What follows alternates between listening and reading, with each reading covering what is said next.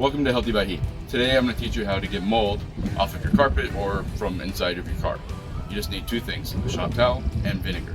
You apply the vinegar, you wait 10-20 minutes, and then you just brush it off with the towel.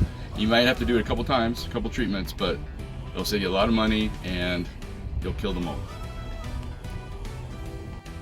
So as you see here, I've already gotten most of the mold that was in here, but that's a little bit that I left over to videotape for you guys to see.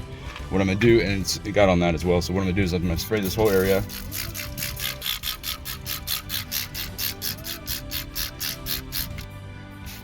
And then I'm gonna just do this and get it all off. I'll show you in a second. There you go. And what I'm gonna do for good measure is I'm just gonna treat it one more time, and I'm gonna leave this for most of the day actually, and I'll come back probably later tonight and